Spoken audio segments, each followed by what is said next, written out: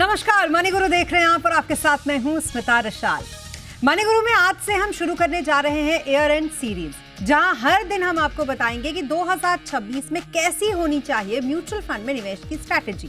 और आज जो ईयर एंड सीरीज है, इसके पहले एपिसोड में हम बात करने वाले हैं नए साल में नए निवेश मंत्र के बारे में, जहां हम जानेंगे 2026 में क्या होना चाहिए आपका निवेश मंत्र। क्या अब बदल जाएंगे पहले से चले आ रहे जो निवेश के नियम है वो, और 2026 में कहां बनेंगे निवेश के बड़े मौके। इन तमाम बातों को जानेंगे हम आज के हमारे इस शो में। हमारे साथ इस शो में हैं आनंद राठी वेल्थ के डायरेक्टर ऋषिकेश पालवे और साथ ही कंप्लीट सर्कल वेल्थ के सीईओ क्षितिज महाजन भी इस वक्त हमारे साथ हैं। आप दोनों का बहुत स्वागत है हमारे साथ इस शो पर जुड़ने के लिए।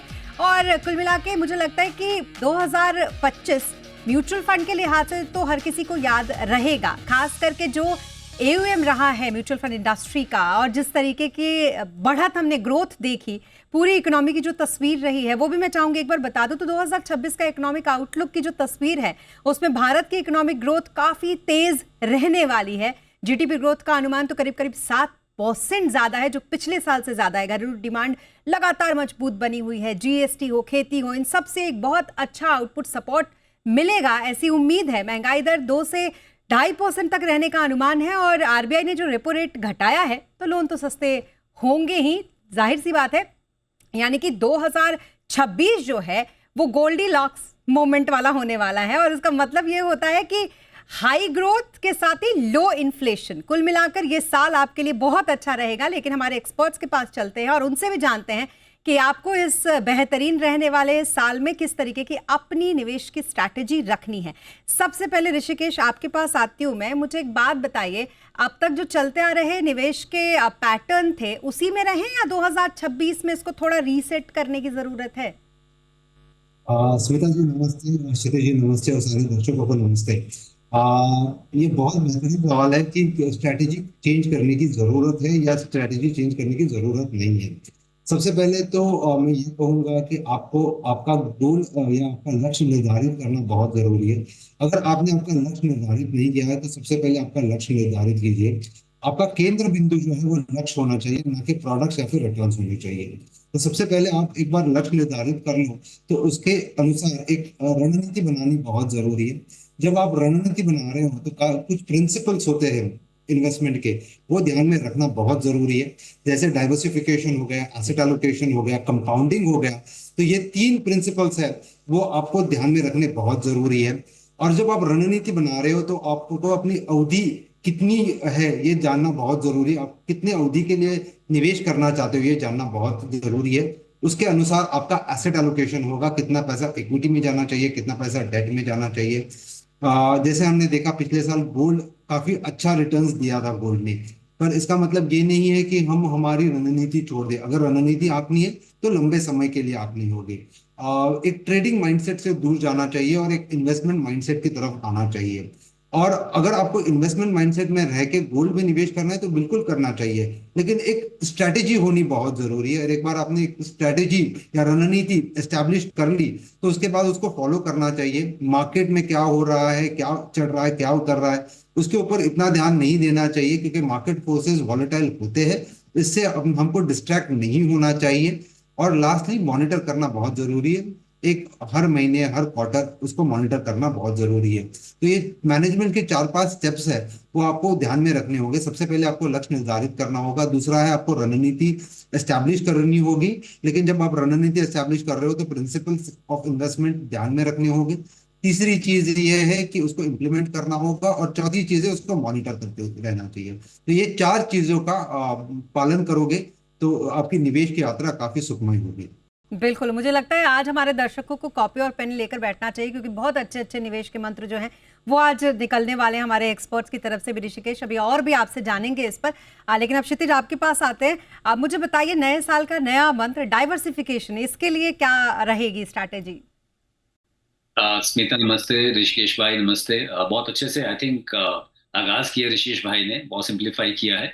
एंड जस्ट टेकिंग फॉरवर्ड जो आपने पहले बात बोली गोल्डी लॉक की, Smita, I think we are blessed कि ये जो साल स्टेप इन कर रहा है उसमें हर चीज पॉजिटिव है, और जो नेगेटिव है वो मार्केट में ऑलरेडी प्राइस्ड इन है। बिकॉज ये भी समझना जरूरी है कि जो नेगेटिव न्यूज जो हो सकती है आज की डेट में, वो everything is priced in market. And ये 14 15 महीने का जो हमारे रिटेल इन्वेस्टर्स ने अपना स्टेबिलिटी दिखाया है और अपना रेजिलियंस दिखाया है मार्केट फॉल या नो रिटर्न के प्रति, आई थिंक वो कहीं ना कहीं प्ले आउट करेगा। तो जब भी आप इन्वेस्ट कर रहे हैं, डाइवर्सिफिकेशन की आप जब बात कर रहे हैं, I think it is very important कि आप जितना हो सकता है सारे, वो कहावत है ना, सारे एग्स एक बास्केट में ना डाल के उसे डाइवर्सिफाई करें। और सबसे पहले अपना अपना एक गोल्ड प्लान और रिस्क एपेटाइट निर्धारित करें। क्योंकि अगर आपका गोल्ड प्लान है कि आपको कोई चीज़ 5 या 7 साल में अचीव करनी है और आपका रिस्क एपेटाइट अच्छा है, और स्टिल अगर आप फिक्स इनकम में ही हैं उस गोल के लिए, तो शायद आपको वो टाइम ज़्यादा लग सकता है। क्योंकि आज की डेट में आपको डिपॉज़िट रेट 60 5 साढ़े 5 से ऊपर नहीं मिलेंगे। मेबी 6% मिल जाए सीनियर सिटीज़न में कहीं पे, बिकॉज़ आपका रेपो ही 5.25% पे है। तो आई थिंक डाइवर्सिफ़ाई करने के लिए गोल और रिस्क एपेटाइट बनाएँ, और उस हिसाब से फिर फर्दर अक्रॉस एसेट क्लास, मान लीजिए अगर 70-30 निकल के आया कि 70% आपको इक्विटी करना है, 30 आपको डेट करना है। तो डेट में जब का आपका मैच्योरिटी है, बिकॉज़ डेट भी वोलेटाइल हो सकता है। अभी ठीक है, अभी रेट कट्स हुए हैं, बट उसका ट्रांसफॉर्मेशन नहीं आया यील्ड में। देखिए रेपो 5.25 पे है, 10 ईयर आपका 7.55 7.6 के आसपास है। ये गैप इतना बड़ा नहीं होता है, 40-50 पैसे का गैप होता है। कहीं न कहीं एक्सपेक्टेड है कि इसका बेनिफिट मिलेगा जीसेक फंड्स को, बट आप अपनी एलोकेशन 100% डेट की जीसेक फंड में मत करिए। डिपेंडिंग ऑन 3 साल की मैच्योरिटी है, तो 3 साल के शॉर्ट टर्म का जहाँ एवरेज मैच्योरिटी है पेपर में, उसमें फंड में लगाएँ। 1 साल का पैसा है, तो अल्ट्रा शॉर्ट टर्म और आर्बिट्राज फंड में लगाएँ। तो डिपेंडिंग ऑन कब मैच्योरिटी करें। इक्विटी में भी बास्केट बनाएँ। आपके पास मान लीजिए 70% एलोकेट करना है, तो उसमें से बास्केट बना के पहले एक इंडेक्स फंड, अब अगर फैक्टर बेस करना है तो factor based fund, flexi cap fund, multi cap fund, larger mid cap fund, और अब तो मिड ऑन स्मॉल कैप अच्छी वैल्यूएशन पे है इस समय। तो बहुत हद तक हम मना करते हैं डायरेक्टली एंगेज करने के लिए, बट अब आप इन अ स्टैगर्ड मैनर मिड और स्मॉल कैप या एसटीपी एसईपी के थ्रू आप एलोकेशन ले सकते हैं। तो अक्रॉस बास्केट आप स्टैगर करें एंड बेनिफिट लीजिए। जो आपके पास टूल्स अवेलेबल हैं, डेटा पॉइंट्स अवेलेबल हैं, ऐसे शोज हैं जहाँ पे ऐसी बात हो रही है, उनके बेनिफिट्स लीजिए और फाइनेंशियल फ्रीडम की ओर बढ़िए। बिल्कुल, इसीलिए मैंने कहा था कि हर किसी को पेन और पेपर रखना चाहिए। इतनी अच्छी-अच्छी चीज़ें आज जिस तरीके से आप लोग एक-एक करके बता रहे हैं बड़े आराम से, किसी को भी इससे बहुत फ़ायदा मिलेगा आने वाले साल में। अब लॉन्ग टर्म निवेश की अगर बात करें ऋषिकेश, तो चाहे 2026 हो चाहे 2036 आएगा, ये कभी ओल्ड फैशन नहीं हो सकता। बताएं ज़रा इसके फ़ायदे कैसे मिलेंगे लोगों को आने वाले साल में? स्मिता जी, लॉन्ग टर्म के लिए एक चीज, एक मूल मंत्र बहुत इंपॉर्टेंट है। लॉन्ग टर्म के लिए कंपाउंडिंग आपको काफी सहायता करता है। और अगर आप इक्विटी में निवेश करते हो तो कंपाउंडिंग बिल्कुल आपकी सहायता करेगा। जैसे हम लॉन्ग टर्म कहते हैं, तो पहले लॉन्ग टर्म का मतलब क्या है ये समझने की कोशिश करते हैं। कोई भी निवेश की अवधि जो है वो 5 या 7 साल या अधिक है, तो उसे आप लॉन्ग टर्म मान सकते हैं। और अगर आपका लॉन्ग टर्म होराइजन है, अगर निवेश करने का अवधि 7 साल से ऊपर है या 5 साल से ऊपर है, तो आपने आपका गोल जो है या रिटर्न टारगेट जो है वो करीब करीब 12 से 13% का रखना चाहिए। और वो 12 से 13% रिटर्न कमाने के लिए आपको एक एसेट एलोकेशन करना बहुत जरूरी होगा। क्या एसेट एलोकेशन होना चाहिए? तो 80% जो है वो इक्विटी में रखना चाहिए और बचे 20% जो है वो डेट में रखना चाहिए। जब मैं कह रहा हूं कि एसेट एलोकेशन 80% इक्विटी में होना चाहिए, तो उसमें भी आपको कहाँ निवेश करना है ये जानना बहुत जरूरी है। जब आप इक्विटी में निवेश करते हो तो आपने म्यूचुअल फंड्स के द्वारा निवेश करना बहुत अच्छा और फायदेमंद साबित होगा, क्योंकि वेरी वेल रेगुलेटेड है, काफी ट्रांसपेरेंट है। तो इक्विटी म्यूचुअल फंड्स में निवेश करना चाहिए। अभी इक्विटी म्यूचुअल फंड्स में कहाँ निवेश करना चाहिए? तो 13 कैटेगरीज है। उन 13 कैटेगरीज में कुछ 8-9 कैटेगरीज है जहाँ पे आपकी अल्फा बनने की गुंजाइश बहुत ज्यादा हाई होती है। कौन सी कैटेगरीज है? जैसे फ्लेक्सी कैप हो गया, मल्टी कैप हो गया, लार्ज कैप हो गया, लार्ज एंड मिड हो गया, स्मॉल कैप हो गया। ये कुछ कैटेगरीज है, वहां पे आपने निवेश करना चाहिए ताकि आपका निफ्टी से अधिक रिटर्न बने, जिसे हम अल्फा कहते हैं। और मार्केट कैप में भी डाइवर्सिफिकेशन करना जरूरी है। 55% जो है वो आप लार्ज कैप में निवेश कीजिएगा, 25% जो है वो मिड कैप में, और बचे 25% जो है आप स्मॉल कैप में कीजिएगा। तो ये हुआ इक्विटी का निवेश जो 80% आपके पोर्टफोलियो का है। बचा 20% जो डेट में निवेश कर रहे हो, तो मेरा ये कहना होगा कि आप गिल्ड फंड्स में निवेश कीजिएगा। अगर आप गिल्ड फंड में निवेश करते हो तो आप 6.5-7% का रिटर्न पाओगे, लेकिन आपका जो क्रेडिट रिस्क है वो आउट ऑफ द विंडो हो जाएगा, क्योंकि आप जो पैसे लेंड कर रहे हो डेट के द्वारा वो आप गवर्नमेंट ऑफ इंडिया को कर रहे हो, और सॉवरेन जो है वो सबसे अच्छा क्रेडिट माना जाता है किसी भी कंट्री में। तो ये समीकरण के हिसाब से अगर निवेश करें लॉन्ग टर्म के लिए 80% इक्विटी में और 20% डेट में, तो 12-13% रिटर्न बनने की गुंजाइश बहुत अच्छी होती है। बिल्कुल, तो बहुत अच्छी एक एसेट एलोकेशन स्ट्रैटेजी, उसके साथ ही लॉन्ग टर्म आपके लिए कैसे फायदेमंद रहता है और कहाँ आपको कंपाउंडिंग का फायदा मिलता है, जैसे कहते हैं कि कंपाउंडिंग का जादू आपके पोर्टफोलियो में होता है। अब दो बातें जो मैं आपसे समझना चाहूंगी क्षितिज, वो ये कि कैश लिक्विड रखना कितना जरूरी है, और दूसरा कि अगर हम कहीं निवेश कर रहे हैं तो वहां पर कॉस्ट और फीस देखना भी जरूरी होता है क्या? वेल, देखिए, आप इमरजेंसी फंड आपको हमेशा रखना ही है। अब different people define different things, पर मुझे लगता है because of credit card age के कारण आपको 1.5 साल का इमरजेंसी फंड रखने की जरूरत नहीं है। आई थिंक कहीं से आप 9 महीने से 1 साल का भी अपना जो आपकी मंथली इनकम है उसका 9 महीने से 1 साल का अगर आप इमरजेंसी फंड रखते हैं, I think that will take care of lot of things. ना इसमें कई चीजें गिवन है कि दैट आपके पास पोर्टफोलियो से पहले आपके पास टर्म और हेल्थ इंश्योरेंस होना भी जरूरी है, बिकॉज मेडिकल आज बहुत बड़ा एक्सपेंस है।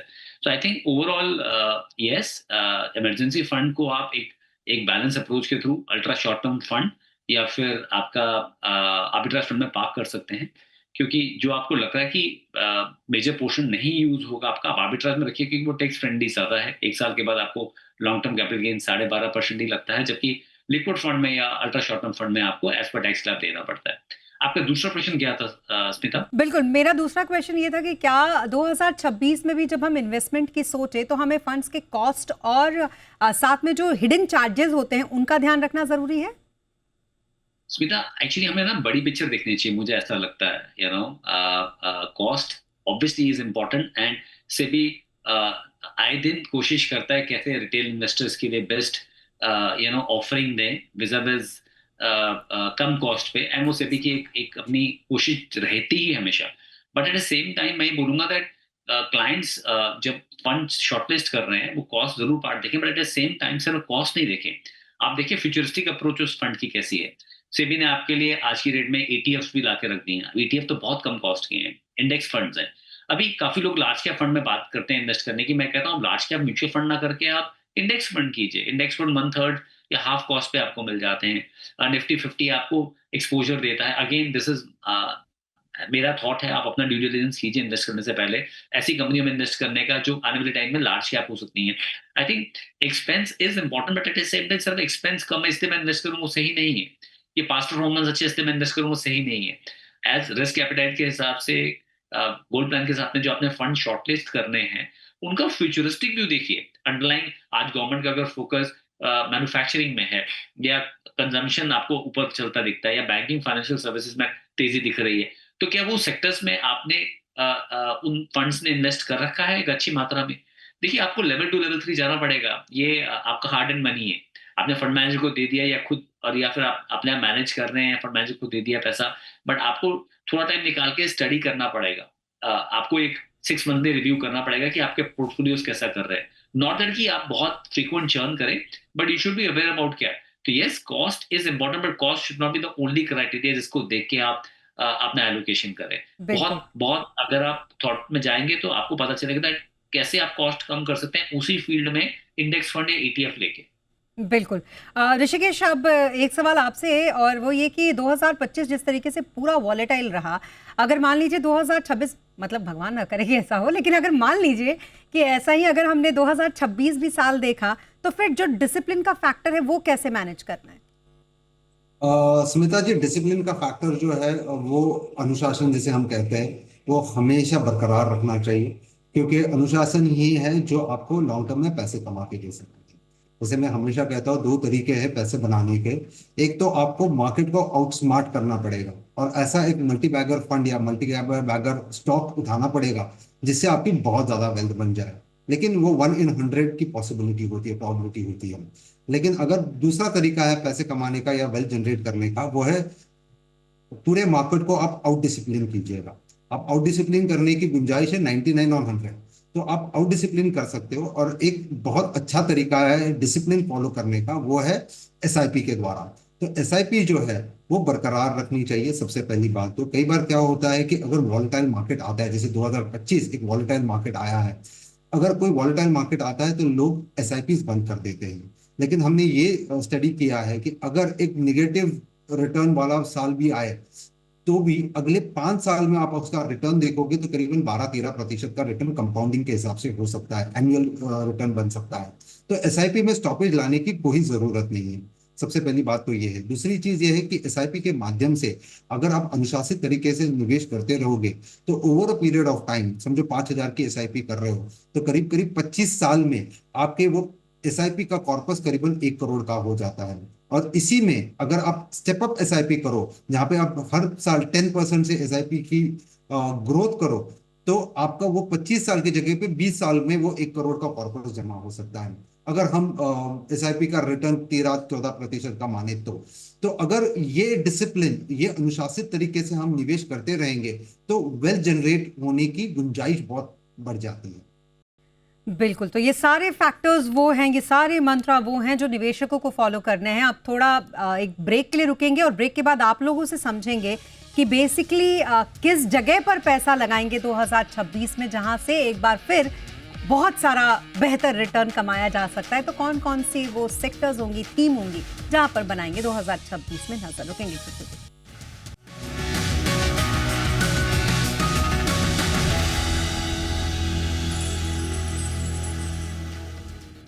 हैप्पी निवेश शेयर देख रहे हैं आप, यानी मनी गुरु में, और इसमें हम बात कर रहे हैं 2026 में क्या हो आपका निवेश मंत्र। हमारे साथ बात करने के लिए ऋषिकेश पालवे और साथ ही क्षितिज महाजन इस वक्त मौजूद हैं। क्षितिज, आपके पास आती हूँ, आप बता दीजिए जरा 2026 में एक परफेक्ट एसेट एलोकेशन की स्ट्रैटेजी क्या होनी चाहिए किसी के भी पोर्टफोलियो में।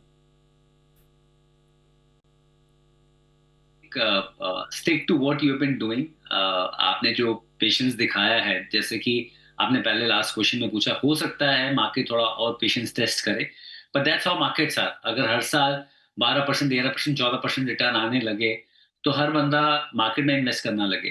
तो आपकी पेशेंस को मार्केट रिवॉर्ड करता है, लॉन्ग टर्म में आपको इन्फ्लेशन बीटिंग वेल्थ क्रिएशन करा के देता है। ये इक्विटी मार्केट की खासियत रही है, जो अब तक हमने देखा है जब से जैसे जितने भी इंडियन या बाहर की मार्केट्स को हमने देखा है। तो आई थिंक एसेट एलोकेशन का मेरे हिसाब से तरीका यही होना चाहिए। आप depending on your asset class, लोग वापस फिक्स इनकम की तरफ गए हैं कि हर चीज इक्विटी में नहीं हो सकती है। आपको फिक्स इनकम में पैसा रखना है, कुछ पाउडर ड्राई भी रखना है कि जब मार्केट में अगर आपको दोबारा से कुछ एक अपॉर्चुनिटी मिले मार्केट फॉल की, तो आप उसमें पैसा डिप्लॉय कर सकें। तो आई थिंक ब्रॉडली आप एक अच्छा इंडेक्स फंड लीजिए, निफ्टी 50 ले सकते हैं किसी भी एमसी का। साथ में आप एक फ्लेक्सी कैप फंड लीजिए, एक मल्टी कैप फंड लीजिए, लार्जर मिड कैप लीजिए। अगर आप थोड़ा कंजर्वेटिव इक्विटी अप्रोच करना चाहते हैं तो आप बैलेंस एडवांटेज फंड ले सकते हैं। और इस समय स्मॉल और मिड कैप बहुत अट्रैक्टिव लग रहे हैं वैल्यूएशन वाइज, तो सिप के लिए या फिर lump sum over next 10 to 12 weeks STP के लिए भी उनमें से भी एक फंड लिया जा सकता है। 5 से 6 फंड रखिए, उनके साथ रादर देन लुकिंग एट उनका डेली बेसिस पे क्या प्राइस मूवमेंट है, आप बेटर है कि आप उनके यूनिट्स कितने इकट्ठे कर सकते हैं उस पर फोकस कीजिए। और अपने गोल के हिसाब से हर फंड को अलाइन कीजिए। एक मैं चीज बार बार बोलता हूँ, आप सिर्फ इन्वेस्टमेंट के लिए फंड्स मत लीजिए, हर फंड का कोई पर्पस होगा आपके पोर्टफोलियो में, चाहे आपका रिटायरमेंट हो, चाहे उसका मैरिज हो, उसका एजुकेशन हो, फॉरेन ट्रिप हो, कार हो, घर हो या फिलंथ्रॉपी हो। तो हर गोल को अलाइन कीजिए ताकि इरिस्पेक्टिव ऑफ मार्केट क्या मूड में है, आपका वो गोल जब तक अप्रोच नहीं हो रहा है आप उसमें बने हुए हैं। सो इक्विटी में कोई भी इन्वेस्टमेंट करनी है, लास्ट चीज स्मिता, वो 5 साल प्लस के व्यू से ही कीजिए। बिल्कुल। और आपके पास ऋषिकेश आती हूँ मैं, जरा ये बताइए कि 2026 में वो कौन कौन से फंड्स या फिर कैटेगरीज होंगी जहां पर नजर बनाए रखना जरूरी है। सुमिता जी, जैसे मैंने पहले कहा था कि प्रोडक्ट पे ध्यान ना दे, स्ट्रेटेजी और गोल पे ध्यान दे।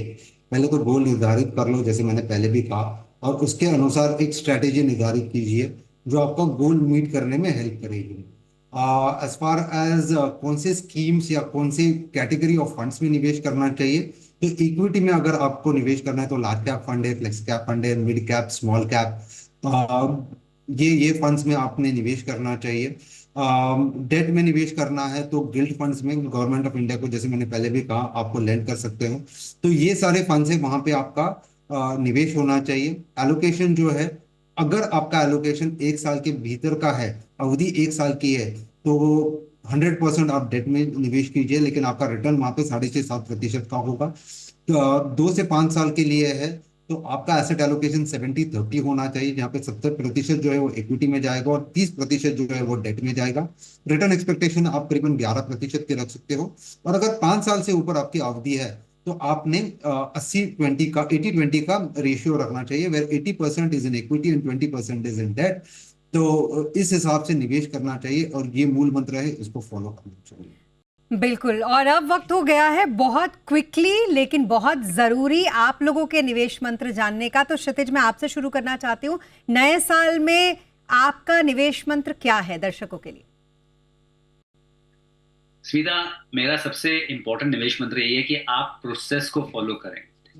Trust the process, follow the process. Outcome जो है वो प्रोसेस के हिसाब से ही है, और जब आप एक प्रोसेस में ट्रस्ट करते हैं ना तो आउटकम आता ही आता है। So just trust the process. अच्छा, जर्नी उतनी इंपॉर्टेंट है, दूसरा मंत्र है, जितना कि आपका एंड डेस्टिनेशन। सो हम ये सोचें हम यहाँ पे पहुंच रहे हैं, हमें ये करना है वो करना है, उससे ज्यादा इंपॉर्टेंट है कि हमें देखें दैट हमें अपने गोल जो हमने एस्टैब्लिश किया अगर उसकी अवधि नहीं आई है तो हमें स्ट्रेस नहीं लेना है। जब भी मार्केट में कुछ फॉल की अपॉर्चुनिटी आती है उसमें टॉपअप जरूर करना है, वो इंपॉर्टेंट है। तीसरा, अपने को अवेयर रखना है, ये हार्ड एंड मनी है, लेवल 2 लेवल 3 पे थोड़ा रिसर्च करना है। आज इतनी ज्यादा ट्रांसपेरेंसी है Smita, I think nothing stops us कि हम जाके समझे कि कौन से सेक्टर में एलोकेशन है, एक ब्रॉडर ट्रेंड समझें कि आज गवर्नमेंट फोकस कौन से ऐसे सेक्टर्स बेटर कर सकते हैं, कौन से ऐसे फंड्स हैं जहां पे एक बेटर एलोकेशन है उन सेक्टर्स में, तो उसमें हमें इन्वेस्ट करना है। टैक्स उतना ही इंपॉर्टेंट है जितना कि आपका इन्वेस्टमेंट है। आप दो तरह से रिटर्न अपना अच्छे बना सकते हैं, जो इन्वेस्टर सुन रहे हैं हमें, अच्छे फंड में इन्वेस्ट करके और बेटर टैक्स प्लान करके।